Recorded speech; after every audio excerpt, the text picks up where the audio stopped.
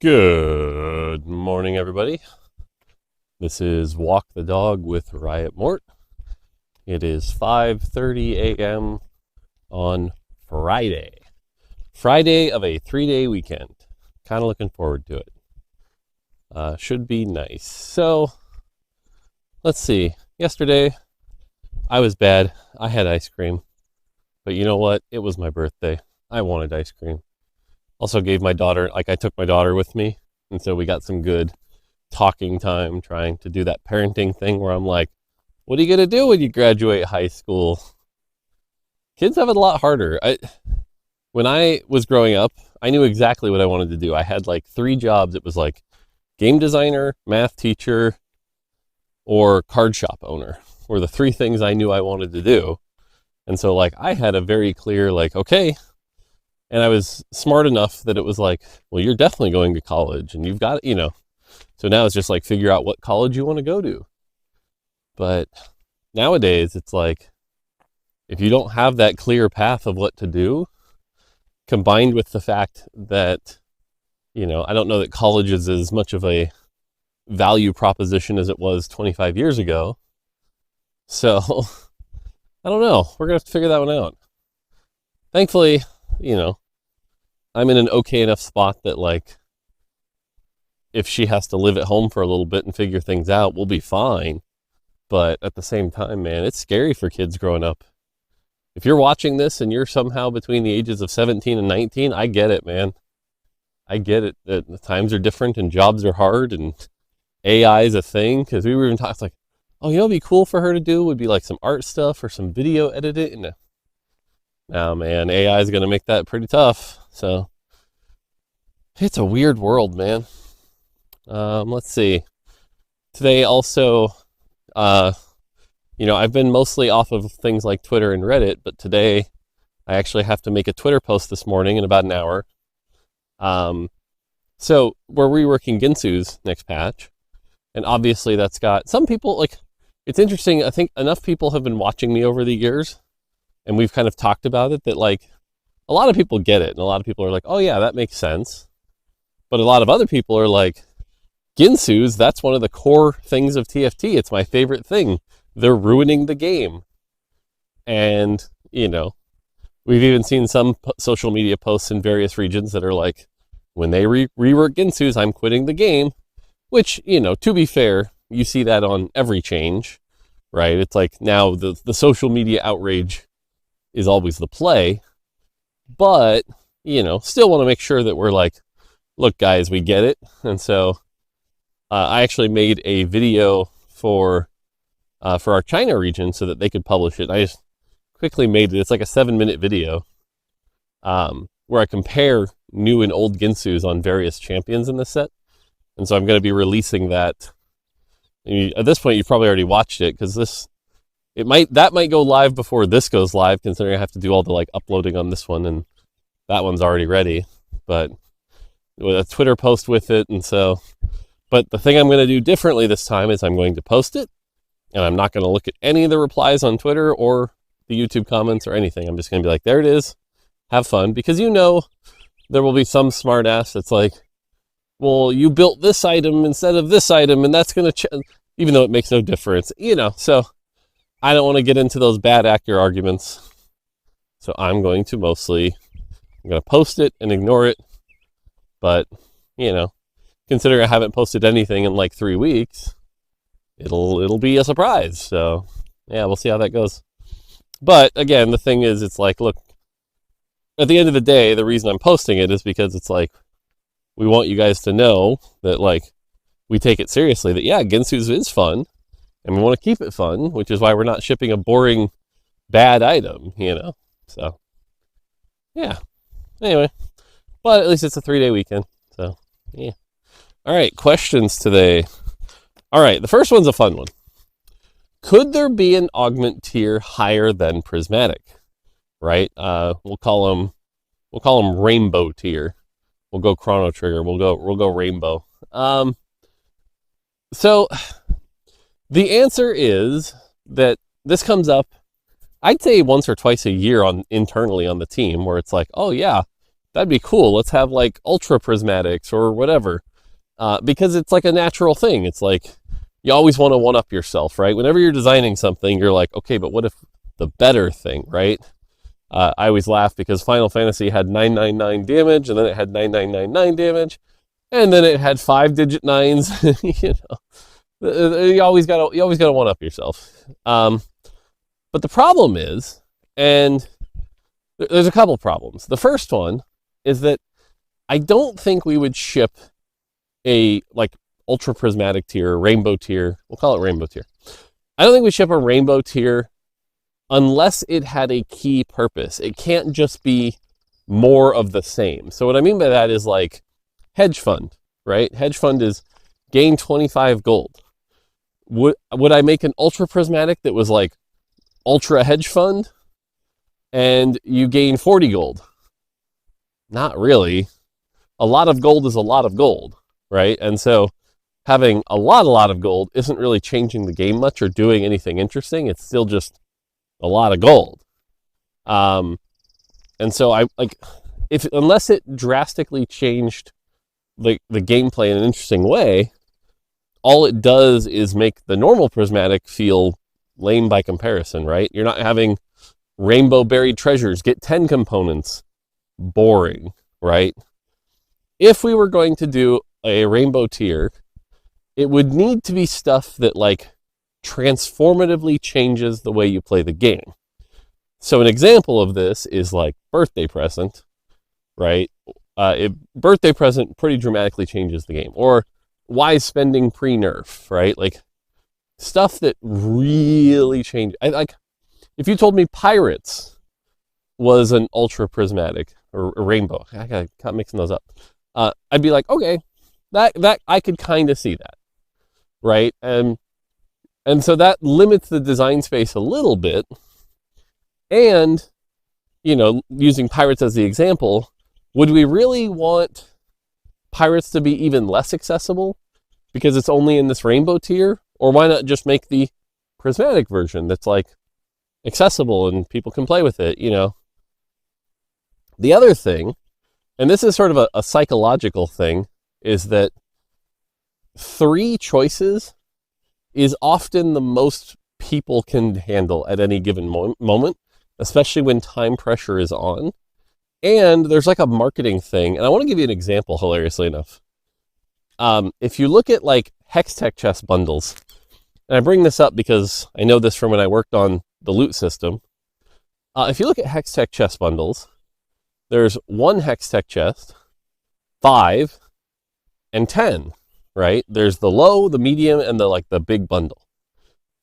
And there's I forget the exact marketing term. Someone on like Brendan would know this better than I would. But basically, it's anchoring. That's what it is. It's like the 5 existing makes the 10 look like a good value. And so for people who are going to spend a lot, the 10 is like the attractive option. And for people who are going to spend a little, the 1 is the good option. And the 5 is the anchor. And like, not many people buy the 5-pack, but it's there to exist as that anchor. Augments are similar. Gold is the anchor. Gold creates the standard. It's like, this is what an augment is. Silver looks sad in comparison, and prismatic looks better in comparison, right? It's like an exciting thing is that prismatic augment. Having another tier puts us in a situation where psychologically what will happen is people will go, rainbow games are now the ones I'm excited about. Prismatics are just like lame rainbow ones. And so that's why you don't often see like 4 or 5 different types of bundles. So that also has a negative effect. So without a really, really good execution on what the design of these rainbow augments are, I probably wouldn't allow them to be shipped. So we need to have the right purpose. Oh, that's the other thing. When do they appear? And this, when they appear, is also another tough one, because if a rainbow augment appears on 2-1, challenger players get mad, because it's like, this has completely shifted the game. We talk about how having things that are too transformative change your core understanding of the game. Something like a rainbow tier augment on 2-1, I mean, they already complain about prismatics, so that'll get elevated. But also on 4-2, then it's like too much of a Again, I'm probably just indexing a little bit on challenger players complain. Probably don't even need to finish the statement. But yeah, it would need to have a really good execution on what a rainbow augment is. What does it do? Why am I interested to get it? How does it not ruin the perspective of prismatics? So, not saying it's impossible. And again, I'm admitting we've internally talked about it numerous times. But that would be the big limiter here, is something like that. So, you know, if you're feeling fun, I think Teru was the one who asked this question, but, you know, try to write down what a rainbow augment would be. But again, you can't just do the more of a prismatic. So, like, you'd almost want it to be like a game mode, actually. Now that I'm brainstorming, it's like, okay, we have a game mode where there's these rainbow augments, and a rainbow augment is start at level 7. It's like, that's going to change the way you play the game. But I would never ship that in like a competitive ranked meta. But it could be fun. And I think that's the reason why a lot of people ask this question, is it's like, again, that natural order of escalation creates a fun thing to chase after. So, yeah. All right. I think that's it for rainbow augments.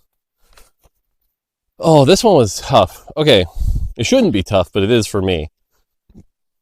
Design problems you are proud of solving in the past. So the reason this is tough is not that I haven't designed a lot of, or haven't solved a lot of problems. In fact, if anything, it's too many. But as I've talked about before on these walks, I don't dwell too much on the past. I'm always looking forward. And so trying to remember while I'm on one of these walks of like, what have I done? Oh, right. You know, that's the thing I actually struggle with. And so what I would actually have to do is kind of like sit through and go like set by set of like, what have we solved? For example, you know, when items were not equal amongst, like if you go all the way back to set 1, our loot distribution system was terrible. I forget which player it was. I want to say kiting. Oh no, it was Nature's. It was Nature's. Set 1, he had the screenshot where he'd already high rolled his perfect Draven items on 2-1 because he'd already gotten 6 item orbs from the first stage, and they were all the exact items you needed for best in slot Draven on 2-1. Meanwhile, other players on his team, like, because orbs were not evenly distributed back then, there were other people in the game that only had like 1 item. And it's like, oh my God. And so coming up with like the loot orb system with Linda was a really, really big accomplishment, especially because at the time, people around me were like, that seems like a bad system, but actually ended up being good. And then when we normalized it again, that made it even better. I will say we're going to take another crack at it probably, given some of the response of this patch and where we're at post-hacks. I see a couple places we could make it even better. So I'm probably going to do that next month. So that's one example. I'll give you 2 more examples of ones I'm always really, really proud of. I've told this story before, but in set 3.5, we were shipping 1 galaxy per patch. It was like every patch there would be a new galaxy to play with. Pretty cool. Well, we got down to the final patch, and it's like, well, we need a galaxy. And all of our product managers were going, we don't have time. Everyone needs to be all hands on set 4, or set 4 is never going to get out the door. We just do not have the time or support to make a new galaxy. You know, your designers have to be working on set 4. There's just no way. It's impossible. Players are not going to get a new galaxy for the final patch. And I went, now wait a minute. That's not good. It's the last patch. We gotta end on a high note. We can't just do nothing. And so I've always told my designers that, like, the best designers design within constraints. It's easy to go, here's my wild and crazy idea. It's much harder to go, here's my wild and crazy idea that we can execute in 10 minutes. And so in that particular moment of brilliance of mine, what I said was, okay, wait a minute. Let's look at all the galaxies we do have. The coding for them's all done. Let's pick these 3 players really, really love. And I forget exactly which ones they were, but there were 3 that players really loved. And I went, hey, Brian, B-Salve, how long would it take you to just combine these 3? The code's already there. It's just do all 3 of these. And he went, oh, like 10 minutes. I went, great, let's do that. And that became the Big Bang Galaxy, which was widely revered and players loved it as a finale. It felt like the perfect end to 3.5. And to some extent, laid the groundwork for us understanding the audience that really loves things like Chonk's Treasure, where, yeah, if you crank that dial, people love it. So that was a really good example of a design problem where it was like, players almost got nothing, little quick thinking, and we did basically no work, and you guys got something awesome. The last one, and this one's a little bit tougher. I don't think we've ever told this story, but Dragonlands. Dragonlands, Julie and Whitty were working on that set. We were pretty far into it. I want to say 50-60% of the way through the time that we had. And we were looking at the set, and it was fine. It wasn't great or anything, but it was fine. But one of the big problems was that there were 2 dragons in the set. 2. And there was no trait called dragons. We had a slightly different mechanic at the time that also wasn't landing great. I think it was the dragon eggs. But, you know, and we started getting feedback from people like our executive producer, Jeff, that's like, for a set called Dragonlands, there aren't many dragons. That feels weird. Mort, you need to get in there and make Dragonlands feel a little bit more like a Dragonlands set. Now, the problem here, again, we talk about constraints, is League of Legends does not have many dragons. They have Shyvana, and they have Aesol. Oh, and then they have the dragons in the actual, you know, the dragon pit. But the dragons in the dragon pit have, like, no animations. They can, like, basic auto attack, you know? So it was sort of like, well, crap. And they all look the same. So we kind of struggled for a little bit. And eventually what we got to was, well, again, design within constraints. We have Shyvana, we have Aesol, and I think it was Whitty who was like, this Galio skin kind of looks like a dragon. And so what we ended up coming up with was like, well, what if we just start taking like all the skins? And so like we'd started with just Shyvana, and it was like, how many Shyvanas can we put in the set? And they could be like a family of dragons. It was like, well, like 4 or 5. There were like 4 or 5 Shyvanas that we were kind of comfortable with. And then Whitty kind of took what he had learned from Lux in set 2 and was like, hey, what if like every major vertical origin had a dragon? And then we were looking and it's like, well, we could grab like Aurelian Soul. We can grab this Galio and start making. And so I think we ended up with like 7 dragons for those major verticals. And we ended up with, you know, green Galio and black Shyvana and gold Shyvana and red Shyvana. And oh yeah, white Galio. And yeah. And the good news is, you know, I know for a lot of people, Dragonlands isn't necessarily their favorite set, and 8.0 or 7.0 had some balance issues.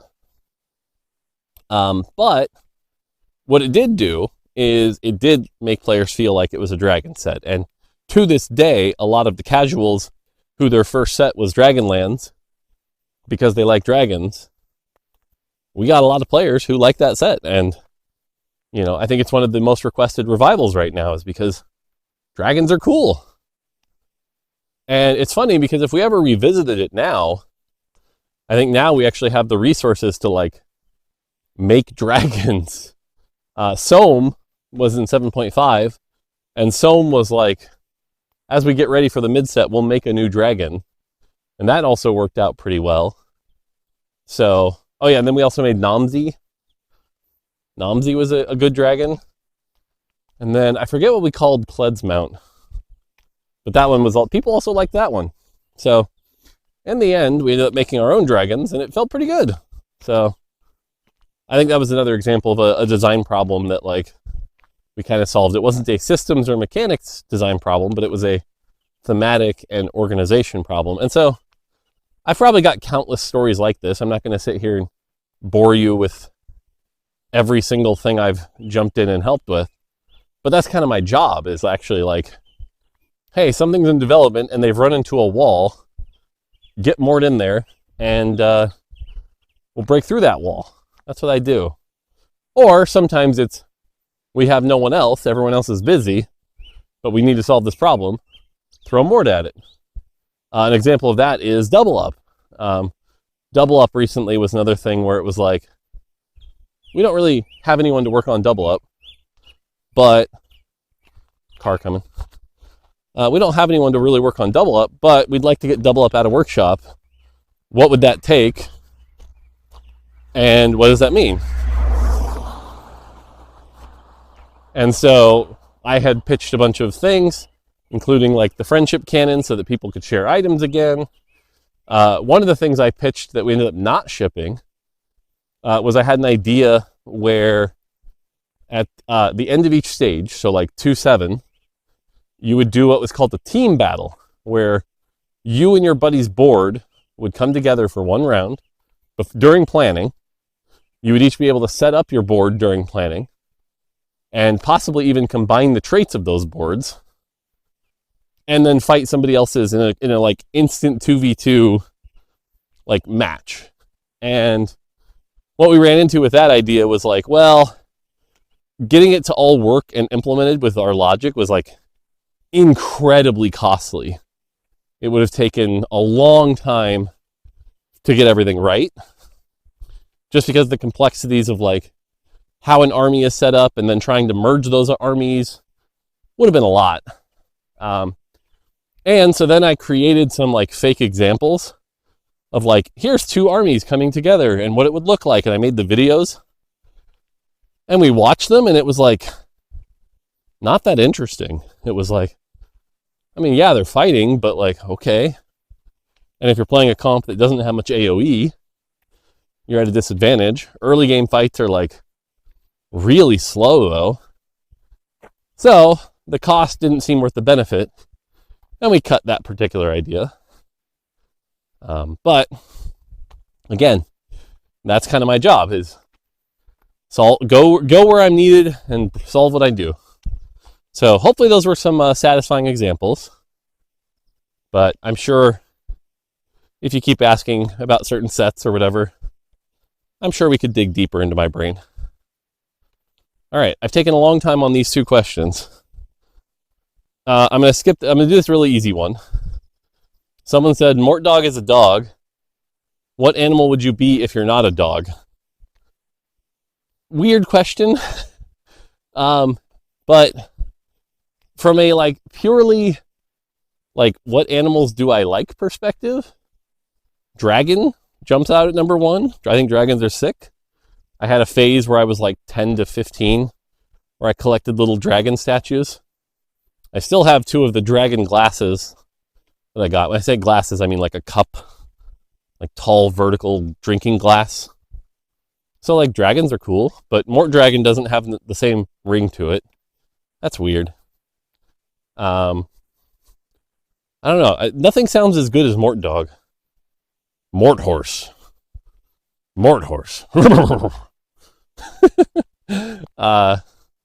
So yeah, I don't know. It's funny because as far as animals I like, again, like cat, but Mort cat, Meow meow. Meow Mort. I think we already have a meow meow in our community right now. So, yeah, I don't know. It's just the Mortdog eat dog world. What are you gonna do? So, not the most satisfying answer, I know, but if you ever want to picture me being a dragon, I think it was the movie Starsky and Hutch, was it? Where they're like, we're gonna do something weird. It's gonna involve 2 dragons. I always think of that movie when someone's like, would you be a dragon? It's like, it's weird. All right, last question that's an actual real question. Are there units units or traits or augments or anything like that you're sad that didn't end up seeing play? So this is another example where I'm going to struggle to think of all the examples in the past, but I'm going to give you a framework here that I've kind of learned over the last few sets. When I say last few sets, I mean like 9 to 13. Is that if something isn't working, right? Maybe there's just like a common thing you'll see. I think the best example of this was 13 Sorks, where people are just like, this comp cannot work. There is not enough frontline. You carry too many crappy 1-cost units in your comp. There is no way this comp will ever be viable. It's just bad trait design. That's false. Anytime someone writes something like that, I need you to understand they're just wrong. They're just wrong because, as we quickly proved in that patch, I cranked the number of 8 Sork. I think it was like 120 to 150 or something. Some big crank. It was a big ass buff. And all of a sudden it was meta. And it was meta and it worked just fine. And the reason I bring this up is that anytime something doesn't work, I don't blame the set designers who put it together. I blame the balance for not getting the number right. Because yes, you could argue that like you shouldn't design a comp that has only 1 tank centered around it. But if you do that with intentionality, there is some number that will make it function. There is, right? I think an example right now on live is like Techie really hasn't seen much play. Does that mean Techie is flawed? I don't think so. And so I think next patch Techie's getting another small buff. And because we know Brand is strong, like Brand's not the issue. Brand is clearly doing well with Street Demon. So the question is, how much power do we have to put in Techie where Brand would consider that option, Or is it there's not enough power in Seraphine and Zyra so that you can go the reroll Techie version, right? Like, all this is just balance needs to be put right. And so going back to your question of like, is there anything that hasn't worked out? I think if we went back and reviewed each set, we could probably find a few champions where we're like, nope, that 2-cost never really saw play as a dominant comp. But the solution is just, all that means is at some point, balance didn't get around to it and go, that number needs to be higher. It's also, like, I talked about this yesterday, but it's why I think, like, player-made tier lists are kind of lame, because all it is, was it powerful enough? And so... Hey, folks. I'm dubbing this over after the fact, so if my mouth doesn't match what I'm saying here, it's because for whatever reason, my struggle with technology continues, and the audio cut out, which is really annoying. So apologies, but I'm going to try to fill this in as I sit at my desk, panicking, but filling this in and trying to make sure I cover this. That being said, a lot of what I was kind of wrapping up on here was just that a lot of our assessment of like what worked and what didn't from a player perspective comes down to power. It doesn't necessarily come down to like the design flaw. And if anything, over the last few sets, we've learned that if you just buff something enough, eventually it can work. And so anything in the past that we might look at and sort of go, it hasn't worked or it didn't work, is really just a failure of, balance to get it up there and give it the numbers it needed to support it. And so generally if anyone talks about a comp, having a flawed design, we've learned over time that you can budget enough power to make it worth it, right? To jump through the hoop, to give the power to make that work. And so that's a lot of what I was talking about at this point. I forget the exact thoughts I had because, you know, it's hard to remember exactly what you said. But generally, that's what I look at. And so, you know, I'd have to go back and look through different sets. But, you know, let's say you picked like set 11 Janna and you're like, oh, set 11 Janna never really worked. Well, really all that means is somebody probably should have buffed the damage or the mana or the attack speed of Janna enough to get Janna to work, right? And so there's nothing that I look at in that regard, or I don't blame players for going, you know, this didn't work or anything like that, at least on the champs and trait side. Now, augments are a little different. Augments, you know, if you create something that's too narrow to play with, that can be a big challenge. And so if anything, those augments we end up just cutting, right? I think an example of this is like diversified portfolio, right? Where it's like we tried to buff it and ended up being way too strong. So at its balanced numbers, but at its balanced numbers, it's like way too narrow and only playable on a few specific comps. So that just ends up sort of being flawed design. And yeah, I see what you mean, by the way, of watching these videos. I'm sitting here watching myself talking, trying to kind of dub it over. And they're like, it bobs a little more than I think I'd like. That's unfortunate. I wonder if there's a better way to make this work. Anyway, so that's kind of what I talked about. Hopefully that kind of answers the question about, you know, is there anything that we really, you know, don't think worked? And, you know, not really. You know, for example, Hydro, this person was asking about, you know, backline Elise. And backline Elise is another example where it was like, there was some power level where eventually backline Elise was going to be turbo meta, right? Like, we kept buffing it, and, you know, by the end it was, but again, all that is a failure of design to go in there and crank the numbers. And part of that is because of the fear. Like, for example, when we first launched set 13, we saw Elise be really strong, but it wasn't because of Elise, it was because Black Rose had the Scion at 5 Black Rose had that thing where if Scion damaged them, they took like 20% more damage. And so when we nerfed that, that actually hurt Elise pretty heavily. And we never gave Elise those like proper compensation buffs until way too late. Other things that can affect that meta can be like if there's a certain super tank that Elise's spiders struggle to get by, that is a big challenge as well. And so we just have to make sure that works. So, yeah. And this is where I started wrapping it up, because at this point I'm walking uphill and I'm panting and I'm going, God, you know, which is always fun. But yeah, started talking about the fact that I have this Ginsu's video, which now at this point is out and is published as I record this. And what else did I say?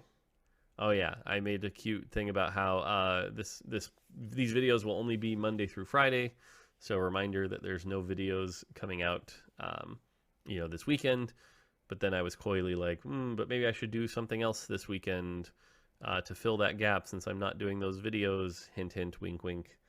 And yeah, and then talking about how it's Friday and it's really, really good and things like that.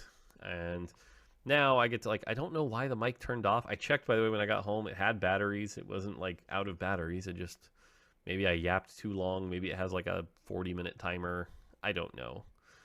So that was definitely frustrating. But hopefully this at least fills the void as you go. I've got 1 minute left. What can I talk about for a minute? Oh yeah, the Ginsu's video's out. Riot did the official ones, which initial reactions didn't look positive. People were like, because like they opened up with Vayne, which is like one of the worst cases.